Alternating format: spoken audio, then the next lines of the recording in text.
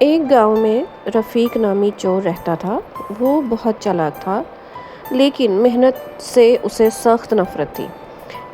دن بھر وہ آرام کرتا، رات کو چوری کی منصوبہ بندی کرتا، لیکن وقت کے ساتھ چوکیداری سخت ہوتی گئی اور لوگ ہوشیار ہو گئے۔ رفیق نے سوچا، مجھے کسی ایسے مددگار کی ضرورت ہے جو مشکوک نہ لگے اور میرے لیے چیزیں چرا کر لائے۔ ایک دن بازار سے گزرتے ہوئے اس کی نظر ایک شرارتی بندر پر پڑی جو ایک فقیر کے ساتھ کھیل رہا تھا۔ رفیق نے فقیر سے بندر خرید لیا اور اسے گھر لا کر تربیت دینی شروع کی۔ وہ بندر کو مختلف اشارے سکھاتا، جیسے کہ کھڑکی کھولنا، چیزیں اٹھانا، دراز کھولنا اور واپس آنا۔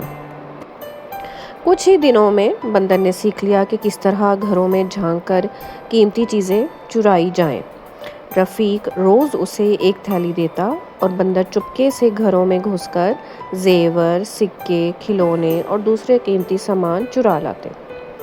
رفتہ رفتہ گاؤں میں چوری کی شکایات بڑھنے لگی۔ کوئی اپنے کمرے کی کھڑکی کھو بیٹھتا تو کوئی سونے کی بالی۔ سب حیران تھے کہ چور کہاں سے آتا ہے۔ نہ دروازہ ٹوٹا، نہ کوئی نشان۔ آخر ایک دن بندر نے ایک بوڑھی نیک دل اماں کے گھر سے سونے کی چوڑیاں چرا لیں، جو اماں کو ان کی ماں کی نشانی کے طور پر ملی تھی۔ اماں بہت پریشان ہوئیں۔ انہوں نے رات کو دعا کی کہ اے اللہ، اگر یہ کسی بے گناہ کا کام نہیں تو اس چور کو بے نقاب کر۔ اگلے دن بندر دوبارہ اماں کے گھر آیا تو اماں نے اسے کھڑکی میں چھپا کر دیکھا۔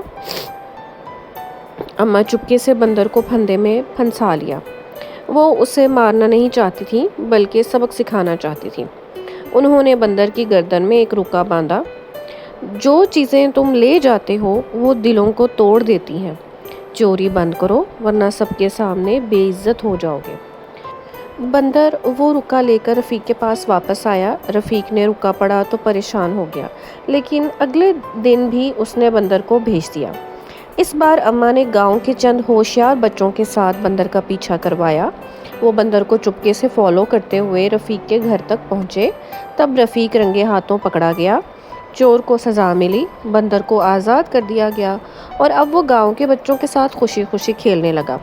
اماں نے بندر کو اپنے پاس رکھا اور اسے محبت اور مہربانی سے نوازا۔ تو اس کہانی کا اخلاقی سبق یہ ہے بچوں کہ چالاکی وقتی فائدہ تو دیتی ہے، مگر ایمانداری ہمیشہ عزت دلاتی ہے۔ دوسروں کی چیزیں چرانی بہت بڑی غلطی ہے، چاہے وہ انسان کرے یا جانور۔ تو یہ تھی آج کی کہانی۔ امید ہے آپ کو بہت پسند آئی ہوگی۔ اگلی کہانی تک کے لیے مجھے اجازت دیجیے۔ اللہ حافظ۔